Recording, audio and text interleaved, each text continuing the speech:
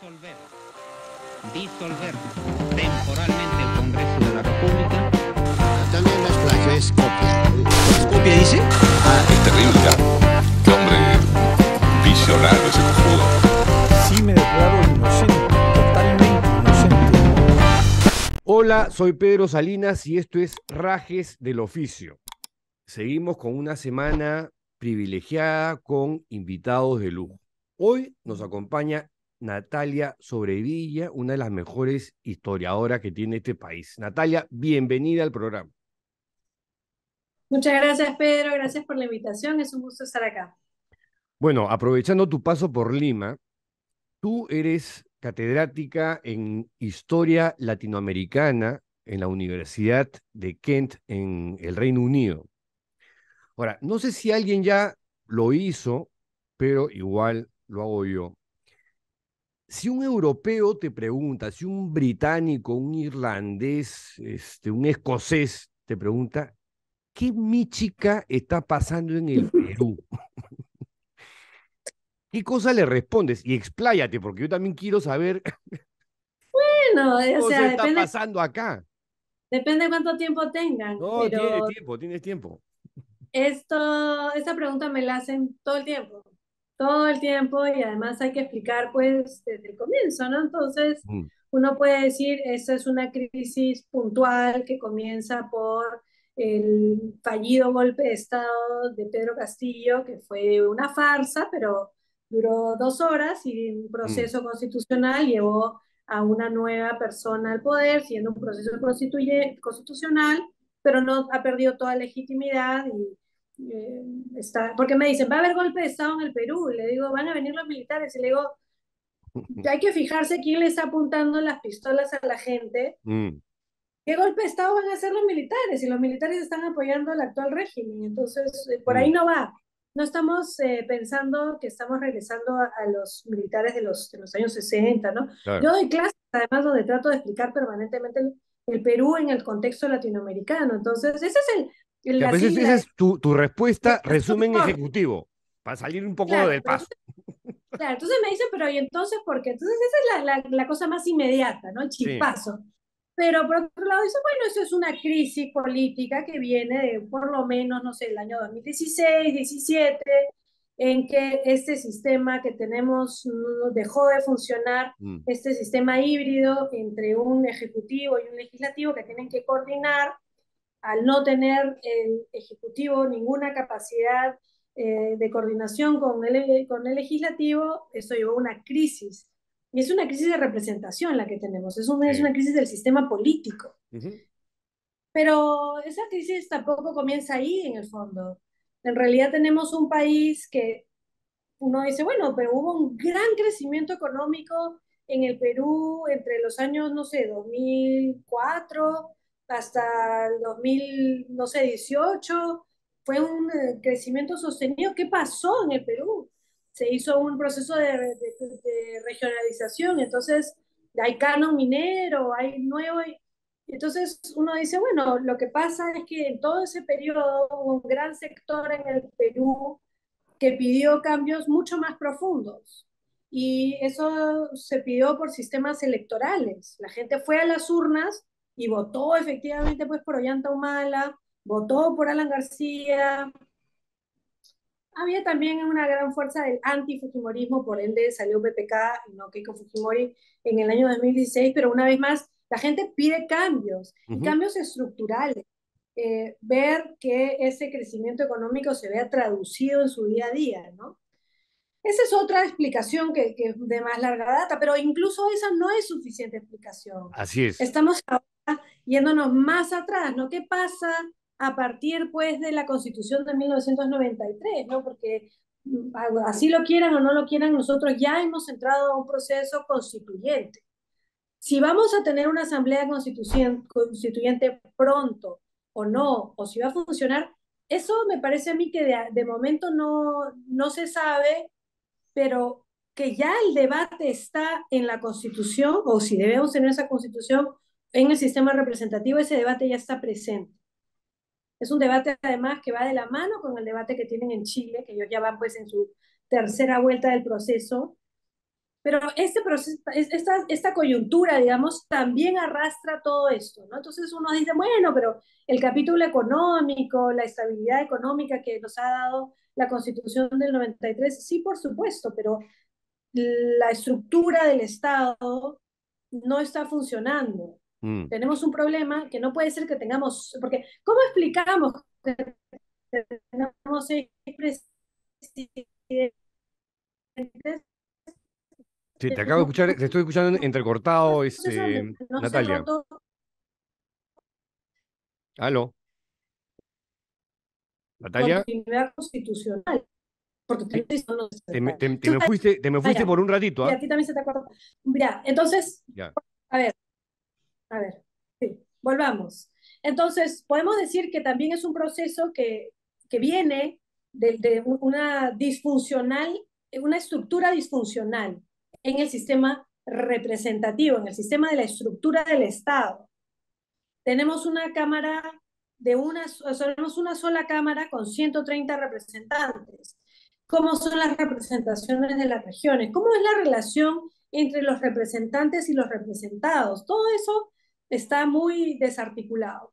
Ujú. Pero también podemos ir más atrás, ¿no? Tenemos un país escendido, un país que está viviendo una larguísima posguerra después de un enfrentamiento demencial que fueron los años donde una organización terrorista absolutamente demente, que es Sendero Luminoso, atacó al Estado peruano y trató de destruirlo, porque eso fue lo que sucedió con métodos terroristas. La respuesta del Estado fue también imponer el terror, entonces vivimos unos años que nosotros recordamos muy bien, pero la posguerra de todo esto, estamos a 20 años del informe final de la Comisión de la Verdad, todavía esa posguerra, las responsabilidades, por qué se dieron esos problemas, qué es lo que sucedía en el Perú para que se necesitó, para que llegaran a una persona que está totalmente desquiciada, como Abimael Guzmán, a convencer a jóvenes a matar gente y a morir por esa causa. Mm.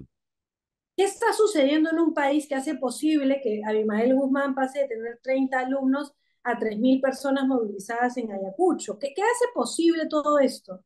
Y entonces ahí nos vamos más atrás y estamos viendo procesos muchísimo más largos, ¿no? Vemos la fallida revolución de los militares, la revolución de las Fuerzas Armadas con la reforma agraria que tuvo tantos problemas, pero justamente hoy ha salido un artículo estupendo que recomiendo lectura de Roxana Barrantes en Cuba y Caigua, donde los economistas ya han mostrado que los lugares donde hubo más impacto de la reforma agraria, o sea, más afectación de tierras y devolución de tierras, Sendero Luminoso tuvo menor éxito, menor capacidad. Entonces, si bien la reforma agraria podemos decir que no fue económicamente una gran cosa, sí protegió a muchas zonas de una violencia extrema. Entonces, una vez más, ¿pero por qué se tenía que dar una reforma agraria? Es decir, estamos, ya te digo, retrocediendo y retrocediendo y retrocediendo. Estamos retrocediendo a una sociedad postcolonial, desigual, donde por más de que fuimos creados como una república, con una idea de la igualdad de todas las personas, bueno, inicialmente la igualdad solamente de los hombres, pero ya en el siglo XX eso también se ha abierto, pero esa es una promesa fallida de la idea de la república.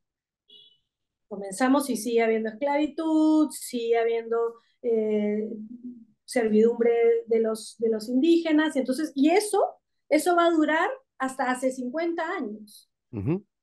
Entonces, lo que estamos viendo ahora es que efectivamente la reforma agraria, la reforma de Velasco, cambió el país de manera muy profunda, pero muchísimas de las necesidades siguen completamente desatendidas y seguimos en un país con ciudadanos de primera, segunda, tercera clase.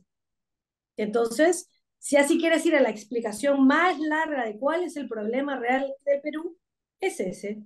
Sí, yo quería que siguieras retrocediendo porque a veces suelo lanzar en este espacio una frase un poquito audaz.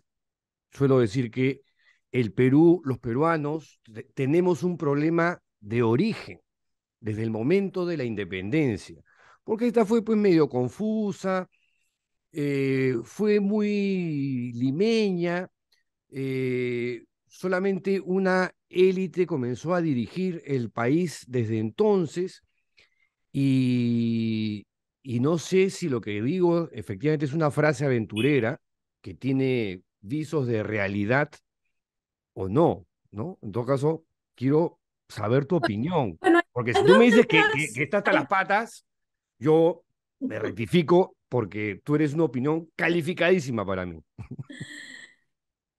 ya, pero ¿Sí? hay dos maneras de verlo. A ver, Una manera que podría decir, bueno, como te digo, la promesa incumplida de la República Peruana, porque la República comienza con un discurso de inclusión, de traer a las personas a participar. Ahora, esa lectura de que fue muy limeña, en realidad sí y no, porque más bien el siglo XIX peruano es un siglo donde las regiones importan mucho, ujú, tanto así que ninguna guerra importante ni comienza ni termina en Lima, incluyendo la independencia.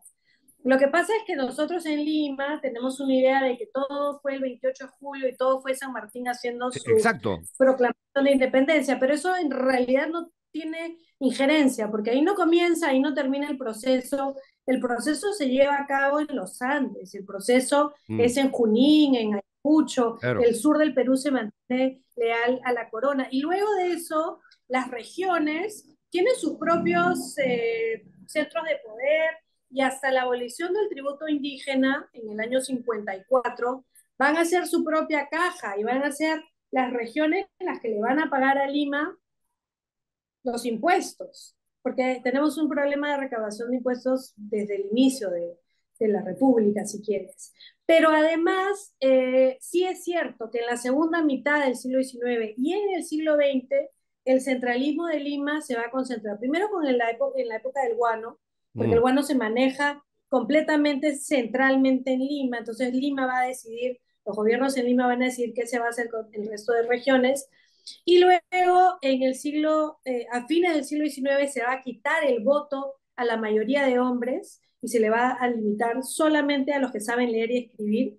En 1933, en la constitución de la época de Sánchez Cerro, va a haber también una limitación en que solamente ciertos partidos políticos pueden participar en el sistema político. Entonces yo te diría que los primeros años de la República quizás no es tan cierto lo que dice, pero estas ya. élites lo que logran hacer a mediados del siglo XIX y con gran fuerza a fines del XIX, después de la Guerra del Pacífico, con la reconstrucción y luego con Leguía, estas élites de Lima logran centralizar todo y es ahí la República Aristocrática, estos años de esta primera mitad del siglo XX con una élite de privilegios, porque además el momento en que se van a apropiar de las tierras que luego se van a devolver en la reforma agraria no es ni en la colonia ni a inicios de la República, sino después de la abolición del tributo indígena, en que los hacendados van a empezar a crecer y tomar todas estas tierras. Entonces, como hay muy poco conocimiento sobre la historia del siglo XIX en el Perú,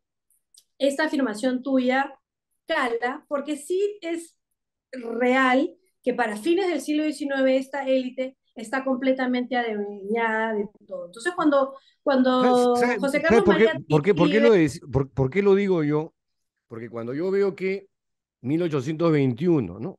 Aparece San Martín, se trepa ahí a un balcón en Huaura, declara la independencia, todos lo aplauden, se baja, pero la pelea por la independencia se da recién en el 24, ya cuando cae Canterac, ¿no es cierto? Pero todo ese periodo hay muchísimos miembros de la élite peruana, digamos, que no querían la independencia. O sea, en la región, el Perú no era pues el paladín de la independencia. En otros lugares sí. Acá, es más, o sea, al inicio San Martín lo que proponía era una monarquía, como que tenía una monarquía constitucional. constitucional, ¿no? Y algo así también pensaba, creo, Ribagüero, y luego el segundo presidente, Tagle o Torre Tagle.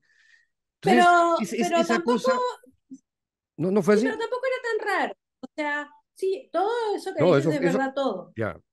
Todo eso es cierto. Pero, por ejemplo, Bernardino Rivadavia en el Río de la Plata En o en Argentina. Congreso de lo que es hoy Argentina, porque en ese momento eran una serie de provincias, eran las provincias desunidas del Río de la Plata. Lo primero que proponen en el Congreso de Tucumán, que es de 1816, es crear una monarquía en toda Sudamérica con un rey que debe ser un inca. O sea, esa idea de la monarquía Ya, era como algo que estaba alrededor en ese momento. dando En vueltas. México llegan, claro, en México llegan a poner en práctica una monarquía. Cuando no logran conseguir a nadie que venga para ser el rey, dicen ya, bueno, y ponen a Iturbide de rey, y eso tampoco funciona. En Brasil sí ponen una monarquía porque el rey viene de Claro, no, ahí Portugal. sí, sí, sí, Entonces, exacto. entonces la idea de la monarquía constituyente Constitucional. tampoco es constitucional, perdón, tampoco es tan jalada de los pelos, pero lo que sí sucede es que las élites en limeñas sobre todo tienen un gran miedo. Ellos no quieren terminar pues como Haití, no quieren Mm, que los indios y los esclavos, los afrodescendientes vayan a totalmente destruirlos. Pero las élites en el Cusco o en Arequipa, Arequipa no va a declarar su independencia hasta enero del año 25, igual el Cusco. Ahí las élites van a decir, nosotros queremos seguir manteniendo nuestro vínculo con el rey, pero ojo, también porque se ha aprobado una constitución para toda la monarquía hispánica. Es decir, hay toda una serie de elementos, pero sí es cierto que también en otras regiones de Sudamérica no todos querían la independencia. Por ejemplo, nosotros pensamos, bueno, Venezuela va a declarar por primera vez la independencia, la primera república venezolana, tan temprano como 1811. Pero las élites de Maracaibo, por ejemplo, hasta ujú. 1826 no querían ser independientes y se estaban peleando constantemente. Lo mismo sucede con Pasto, con Popayán, en lo que es hoy Colombia, lo mismo sucede con el sur de Chile. Entonces, esta situación de que habían partes que querían mantenerse leales a la corona española y partes que querían la independencia, no es algo solamente del Perú, digamos. Ya, pero era parte del Perú. Por supuesto. Y además, las élites peruanas estaban muy atemorizadas de la posibilidad de que las ideas de los jacobinos, esas ideas liberales, radicales, fueran a calar y hacer cambios radicales en el país, ¿no? Y el Mm. tema de la esclavitud, por supuesto, es uno de ellos que se va a mantener hasta mediados del siglo XIX. A ver, te planteo una pregunta que le formuló en su momento Pablo Macera a Jorge Basadre en este librito Conversaciones, que es del año Sí, sí. 74, pero que es una joya y es una maravilla, cuando le pregunta Macera Basadre si cree que existe la nación peruana. ¿Tú qué crees? ¿Existe? Bueno, yo creo que sí existe, pero es una nación que está desgarrada. Es decir, que no, que una idea de que todo es una sola nación que funciona, porque ¿qué sucede? Volviendo al proceso de independencia y en toda la región, Perdón, definamos nación. claro, ¿Qué es una nación? lo que pasa es que la independencia se da y se crea un Estado, Sí. el Estado peruano, Ujú. así como se crea el Estado chileno o muy tardíamente lo que nosotros hoy conocemos como Argentina, eso hasta 1853. La República, cada una de estas repúblicas tiene una propia historia del Estado, pero luego la nación, ¿qué cosa es la nación? Que es esta idea de pertenencia Ujú. a un mismo espacio, donde todos somos iguales, donde todos nos imaginamos como parte de una misma unidad. Este proceso es posterior a la independencia y es un proceso que no termina y entonces se va incorporando a diferentes poblaciones dentro de la nación peruana, pero con muchas aristas y con algunas personas, algunos grupos sociales se les incorpora mejor que a otros o se les acepta más que a otros. Entonces ahora vemos que todavía volviendo a la idea de la ciudadanía, supuestamente la ley en el Perú es igual para todos. Eso dice En la teoría, Constitución. en teoría. Eso dice la Constitución, eso dicen las leyes, pero todos los peruanos y peruanas sabemos que eso no es verdad. Ujú. Entonces, ¿cómo se puede ser una nación donde existe este tipo de problema? Ya en el 74, en esta entrevista que le hace Macera a Basadre, Basadre no es muy contundente, ¿no? En su respuesta, él alude a que hay un fenómeno de una ausencia de integración, ¿no? Y Macera replica algo más sincero y honesto y dice, yo la verdad no tengo una respuesta para eso hasta el día de hoy, ¿no? O sea, y hoy mismo, ya post Basadre, post Macera, yo creo que seguimos un poco en lo mismo, ¿no? Donde Bueno, vivimos 50 en un años más tarde. país que son varios países a la vez, con muchas culturas, y que lamentablemente tenemos una incapacidad para comprender eso, para escucharnos, para entendernos, para integrarnos. O sea, mira la polarización que estamos viviendo ahora, idea casi inédita. Ya en la época del Fujimorismo había una cosa así, o sea, me refiero a la historia contemporánea, ¿no? En el Fujimorismo hubo una cosa así, pero lo de ahora ya es una cosa de locos, ¿no? O Sí, sea, si no pero estás por otro conmigo, estás lado, contra mí, o sea, si no piensas como yo, uff, y viene la lluvia de epítetos. Es una pero por locura. otro lado, ¿te Sí, acuerdas que yo te había dicho que habían dos maneras de responder a tu pregunta sí. sobre... Entonces yo te respondí una, pero A falta ver, la otra. a ver, a ver, a ver. Uno podría decir que el problema en el fondo viene de mucho más atrás. Y me parece que todo lo que estamos viviendo ahora tiene que ver con no querer reconocer que nosotros somos, como muchas otras, una nación que ha tenido la experiencia de la colonización, Mm, donde hemos tenido una división entre, además, en el periodo colonial, donde la esclavitud, la servidumbre de los indígenas, la diferenciación de castas, sí. era legalmente aceptada y estructurada, y donde además cada quien conocía su lugar y lo aceptaba porque estaba mandado por Dios. Ese es el antiguo régimen. Ujú. Y tenemos una historia además, porque también hay quienes te dicen, no, el Perú no fue colonia, fue virreinato, en fin. Sí, sí, sí, Pero sí. en el fondo, más allá de eso, quienes salían ganando no éramos los que en ese momento podíamos ser o no ser peruanos, sino quienes estaban colonizando. Y también es cierto que la independencia la hacen los descendientes de aquellos colonizadores. Mm, No lo hicieron en su gran mayoría ni las personas que vivieron procesos de esclavitud, ni las personas que tenían servidumbre indígena. Entonces, esa respuesta que dan estas élites, estas repúblicas que crean, porque este problema que tenemos nosotros no es único en la región, es decir, quizás tenemos más polarización, quizás tenemos más problemas, quizás en otros lugares como Bolivia, por ejemplo, han encontrado una manera de crear una nación plurinacional que les más o menos con todas las diferencias funciona. Pero ándate el año 2003 en la Guerra del Agua en Cochabamba y la verdad que no sé si es que podrías decir que no tenían ahí un problema similar al nuestro. ujú. Entonces uno podría decir que también es un problema que lleva muchísimo más. En esta polarización actual, gran parte de lo que está pasando también Espera, es que que tengo una hay... llamada y que no sé, ya. Sí, no te preocupes. Esas llamadas que te hacen para venderte cosas del banco. Detesto. Ya, perdón. Claro.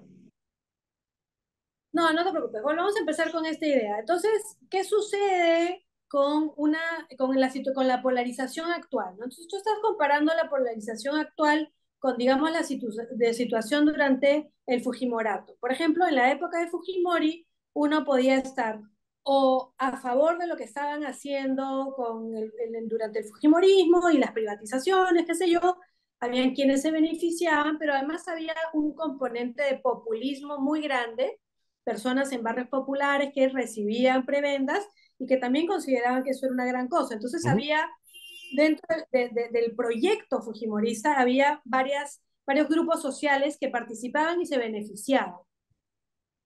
Actualmente lo que tenemos es, si quieres, un momento que nos remite al marxismo clásico, ¿no? Este es un temor de clase muy poderoso que siente que cualquier persona que no está siguiendo una protección a esta clase social es un traidor de clase. Entonces, los epítetos, y ahí me van a llover muchos habiendo mencionado a Karl Marx, el análisis ese Créeme que te no van a es llover, muy, no, no van a ser pocos. no van a ser pocos, pero eso es una lectura de la realidad, es decir, a mí me impresiona porque esa lectura de cómo puedes estar contra nosotros es tan fuerte porque es tan clásicamente marxista.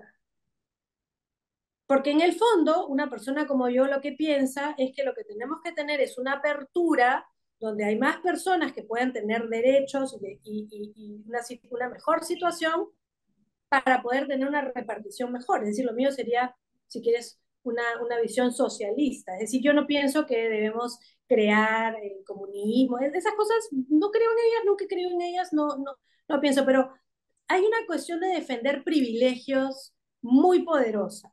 Y a mí me parece que además con una falta de visión a largo y mediano plazo. Porque si tú proteges tus privilegios de tal manera y no amplías lo que va a ser compartir con el resto de la sociedad, entonces no haces más que darle incentivos a las personas que nada tienen Claro. para que te ataquen. No sé si como uno dice, pero es que basta hacerle un poco de estudiar historia para ver que esto es contraproducente. Y ahí regreso a la reforma agraria. La reforma agraria hirió mortalmente a toda una forma de vivir, que eran los hacendados, que eran dueños de espacios, que tenían sirvientes. Mi abuela, por ejemplo, que hablaba del pongo que tenía que venir a carrear agua, es decir, eso era normalizado, eso ya no existe, eso realmente desapareció. Pero sin esa apertura, ¿qué clase de sociedad seríamos ahora? Entonces, yo creo que hay que tratar de dar varios pasos para atrás y poder ver, digamos, lo que hacías tú ahora, ¿no? Una visión de mucho más largo plazo, tanto para atrás como para adelante. Es decir, ¿cómo vamos a hacer que este sea un país viable? Exacto. ¿Qué es lo que nos falta para ser un país viable? Ya, antes de llegar a eso, Entonces, Natalia, te pregunté hace un rato lo que le preguntaba Macera a Basadre. Ahora te traslado la pregunta de Zabalita. ¿En qué momento se jodió el Perú? mira, hay dos también opciones. El Perú siempre estuvo jodido o se Yo acaba de creo. joder, o sea, Sí, sí, sí. Yo creo que esa, ¿en esa, qué esa momento se primera es jodió el que Perú? el Perú empezó jodido y se mantiene jodido. Bueno, pues, bueno, más bien la pregunta podría ser en qué momento va a dejar de estar jodido el Perú. Ah, ya, esa es más complicada. Esa es más complicada. ¿Y qué es lo que se puede hacer para que se deje de estar jodido, ¿no? Porque además esos superciclos donde de pronto somos ricos y todo es maravilloso y todos Mm. dicen, no, ahora vamos a ser parte de la OECD, el Perú, no sé cuántos del milenio. Yo cuando venía veía esto decía, pero no es por nada, pero sin más inclusión, Mm. sin que la gente tenga agua y desagüe, sin que existan realmente sistemas de salud pública, no lo veo. ¿Y el Perú sigue siendo Lima, como dijo alguna vez Valdelomar? Sí, pero Lima es el Perú ahora. Lima es el Perú ahora. ¿Qué pasa? Porque todo el Perú vino a Lima, pues. Es verdad, es verdad. O sea, es bastante paradójico, pero no digamos, Lima ya no es el Palais Concert, si Claro, quieres. claro. Pero sí, ahora Lima es Ni el el Girón Perú, de la porque Unión. ni el Jurón de... Bueno, quizás el Jurón de la Unión sí, pero el de ahora, ¿no? Pero es verdad, o sea, si tú vas a cualquier parte de Lima, vas a encontrar a gente de todo el Sí, Perú, sí, sí, sin sí, falta. sí, sí.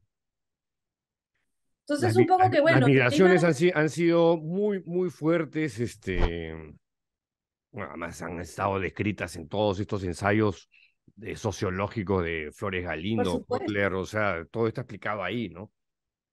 Hasta en el Sí, otro vamos más Sendero de de Hernando 40 de años Soto.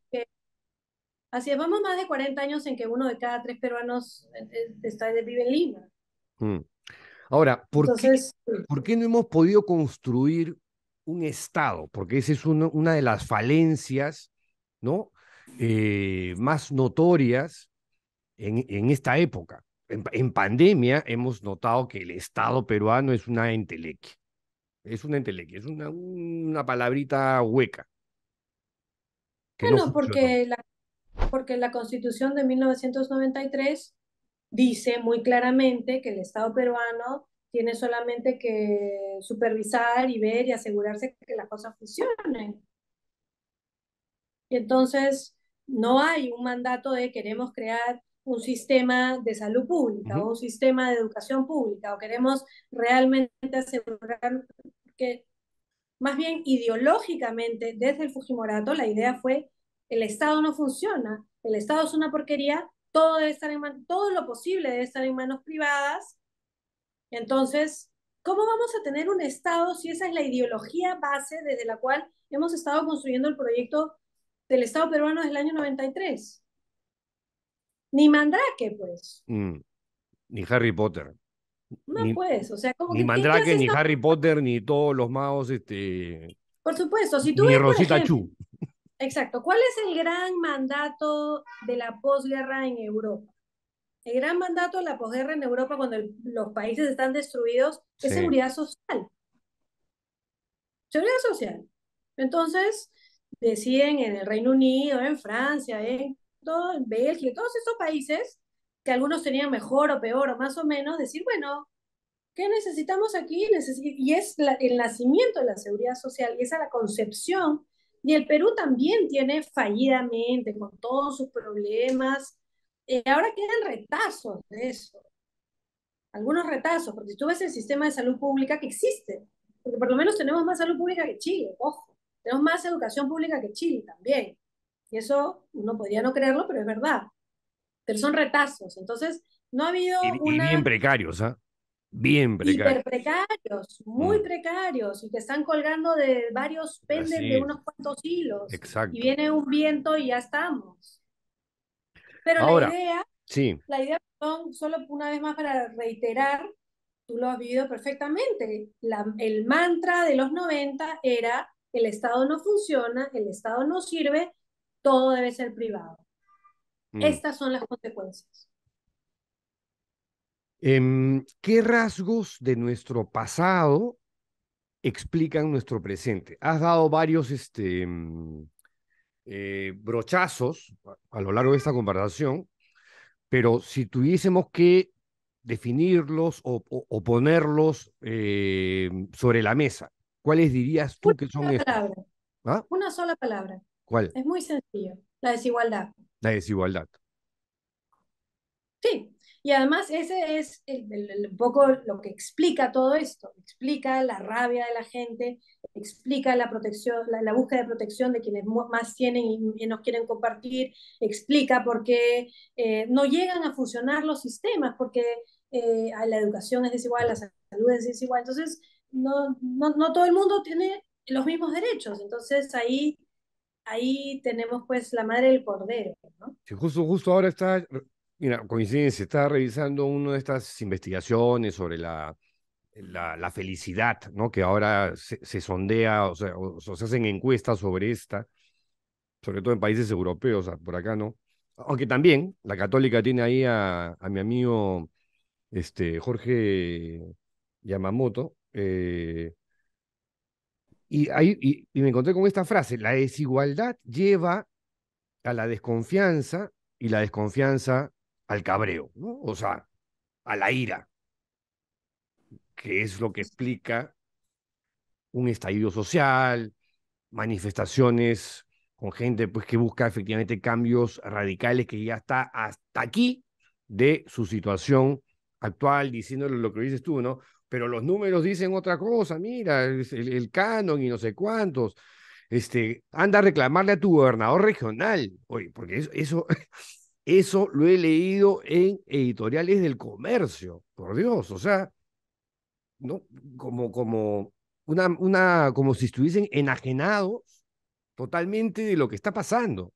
Anda a reclamarle a tu gobernador regional, ahí hay plata, que se la esté tirando, ya pues fiscalízalo, ¿no? ¿Para qué vienes hasta Lima? Así no lo ha dicho el comercio, pero digamos, Pero es la, el la, la mensaje. lectura entre líneas va un poco por ahí, ¿no? Bueno, pero yo no sé si tú recuerdas cuando le preguntaron a Julio Kotler, no sé si en el año 2004 o 2003, hay una entrevista que hace poco ha vuelto a dar las vueltas en YouTube, qué pensaba sobre la regionalización que se hizo en la época Toledo, ¿no? Sí. Y él dijo, esto va a ser un desastre. Bueno, de hecho ha sido un desastre. Kotler was Esa right. es una de las tantas cosas que creo, en mi pequeñísima opinión, hay que replantear radicalmente, porque no está Y funcionando nada. por supuesto, pero ¿qué fue lo que dijo Kotler en ese momento de por qué iba a ser un desastre? Dijo, va a ser un desastre porque ustedes le están dando, porque además era el canon, era la ¿Mm? regionalización, era la devolución, ¿no? Primero que las regiones no son regiones, sino cada departamento es una región. No Sí. se crearon. No, pues, no. Uno. Dos, las regiones no tienen a un personal calificado, preparado. Lo primero que dijo Cortés es, no van a tener capacidad de gasto, ni de inversión, ni de proveer a sus regiones de lo que sus regiones necesitan. Y el Estado central está renegando de su responsabilidad, tirándole plata a gente que no va a poder hacer nada útil con ella. ¿Qué tenemos 15 años más tarde, 18 años más tarde, Eso, pues. 20 años más La tarde? profecía de Kotler, cumplida. Una vez más. Pero una vez más también esa descentralización estaba parada, se sostenía en esta misma idea de que cada región debía ser independiente, que, o sea, una vez más, la idea de la privatización. O sea, una vez más, Kotler was right. Una vez ¿Cómo, más, cómo una otra vez más. vez sacaron este meme buenísimo, ¿no? Kotler Sí, es que, was right. pero tenés razón, pues. Mm. Y en ese momento muchos empezaron a hacer así, los ojos se les hicieron dólar, dijeron, no, denos la plata. Y bueno, tenemos pues el monumento a la hamaca, los estadios Al para llevar. tiranosaurio Rex, Sí, al donde. ovario, olvídate. Exacto, ¿Ah? sí, sí. Y la gente Al pues. Olimpo griego, eso está en Chiclayo, creo. Así, No, es sí. alucinante. Ahora, también habiendo dicho todo eso, yo viajo mucho por el Perú, muchísimo. Voy a provincias cada vez que vengo, voy por todas partes y hago todo tipo de cosas. Y debo decir que los hospitales regionales, por ejemplo, en Huancayo y en Ayacucho, que los he visitado los dos en el año 21, son impresionantes. Ah, sí. Impresionantes, no Bueno, tienen nada que envidiarle a un hospital. veo que por mala no has pasado, Natalia. No, pues, pero por mala no he ido al hospital. Y eso que Pero, es afuerita de Lima, hora y 40 bueno, minutos. Y el justamente hospital por de eso, pero acá también. es casi una posta, o Bueno, una posta. probablemente, pero Mala es parte de la provincia de Lima, ¿no? Si te pasa algo, en realidad más cerca me queda Cañete, ¿no? Y hacia Cañete es donde va uno que tiene algo grave, porque Claro, a pero lo Lima que no te digo es, llegas. no, lo que te digo es que es provincia de Lima. Sí, sí, sí, provincia de Lima. En cambio, Huancayo o Ayacucho son las capitales de una región. Es Entonces, verdad, es verdad. pero por otro lado, tú le preguntabas a la gente de Huancayo y te decía, claro, pero por ese hospital hubieran podido hacer tres de esos, por lo que costó. Mm, sí, pues. Entonces, ahí tenemos pues problemas muy, muy profundos. Otra cosa de otros estudios que se han hecho es, por ejemplo, Y de corrupción, fundamentalmente, ¿ah? pero sí, sí, sí. Y por ejemplo, cuando hacen estos, dicen, bueno, un alcalde dice, bueno, vamos a poner desagüe. Entonces licitan y vienen, qué sé yo, le cortan el agua a todos para instalar el desagüe, rompen los huecos, hacen, dejan todo y de ahí se roban la plata y desaparecen. Y entonces Mm, la vida de las personas que viven en esos lugares es peor. Ya no tienen agua, tienen un hueco donde se caen los niños, sí, donde vienen pues. las ratas, donde pasa de todo. No tienen ni agua ni desagüe, pero alguien se robó la plata. Dos preguntas finales, Natalia, para ir terminando esta conversación. Tenemos que hacer segunda parte, ¿ah? Más adelante. Te preguntaba por los rasgos de nuestro pasado que se repiten en el presente y tú dijiste la desigualdad, ¿no? Ahora, yo te pregunto, ¿qué errores cometemos persistentemente en el ámbito político, históricamente hablando, ¿no? Creer que una bonanza económica que viene de los mercados internacionales es suficiente para terminar con todos los problemas del Perú. Mm. Época del guano, época del caucho, anchoveta. El Perú es un país inmensamente rico con ciclos de exportación que hacen que la economía de pronto se dispare. ¿Qué es lo que pasó con el superciclo de la minería en los tempranos 2000? Y entonces ahí la gente agarró viada y dijo, acá está, listo, solución. Pero no vieron los problemas de fondo, un Que, poco sí- cegados que siguen ahí, ¿no? Que siguen ahí sin resolverse, además. o en peor. Pero ya, pregunta final, y aquí me voy al maestro Jorge Basadre.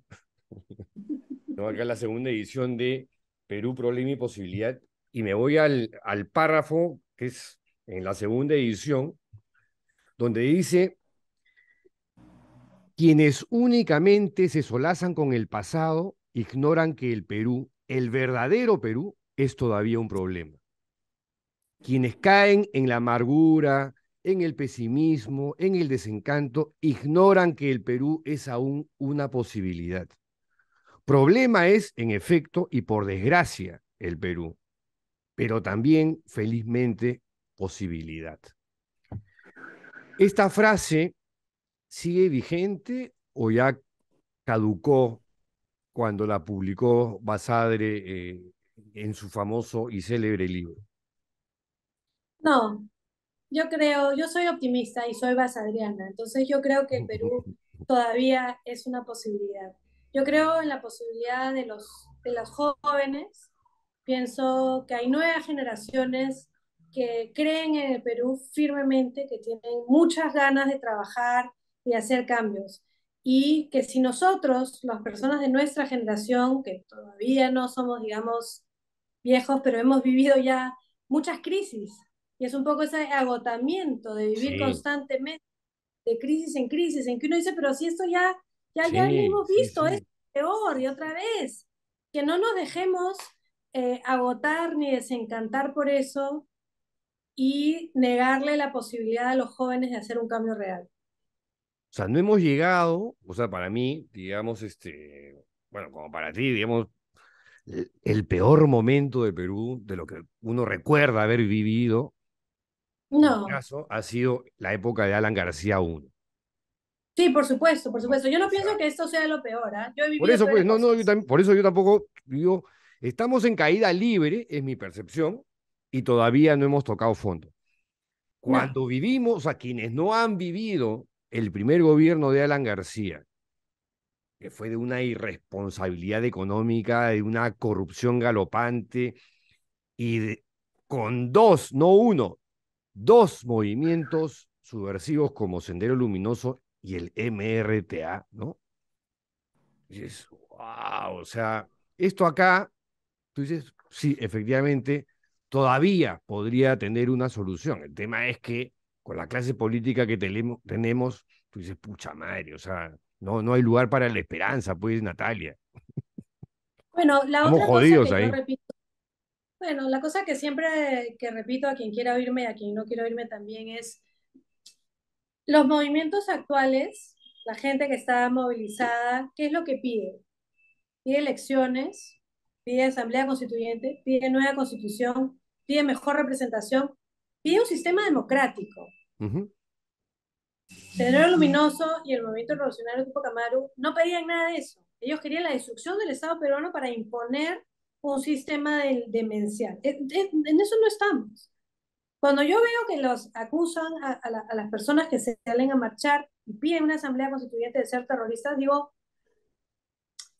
en realidad estas son personas que puedes estar de acuerdo o no de acuerdo con que hay un nuevo proceso y proceso constituyente, pero están pidiendo más representación. Claro, pero al bloquearlas de esa manera tan brutal, como ha ocurrido en los últimos 2 meses, lo único que se está logrando es ir hacia una polarización política mayor, donde vas a tener, por un lado, una extrema derecha, ¿no? Representada por un López Aliaga, digamos, y una ultraizquierda donde vas a tener a un Antauro Humala. Y esas van a ser, si alguien pensaba que el peor escenario político electoral fue la segunda vuelta última entre Pedro Castillo y Keiko Fujimori, ya los quiero ver frente a López Aliaga y Antauro Humala. Ahí sí, Natalia, no me digas que todavía tenemos esperanza o posibilidad. Ahí sí yo creo que el último apaga la Siempre luz. tenemos esperanza, Pedro. Siempre tenemos esperanza. Mira que Sí, pero ese a mí cartel estaba allí me gusta colgado en la pinchar, Luna me del gusta Agua. pinchar para ver hasta dónde llega la esperanza del otro. Sí, pero te digo, ese cartel ya estuvo colgado en el aeropuerto Jorge Chávez en los años 70. Mm. Bueno, Natalia, he disfrutado muchísimo esta conversación. De verdad te Un agradezco gusto. bastante por tu tiempo. Y nada, quedamos para una segunda parte más adelante en tu siguiente visita al Perú. Eso, un gusto. Un Disfruta. gustazo y hasta la siguiente. Y con ustedes, amigos, hasta la siguiente entrevista. ¡Chao!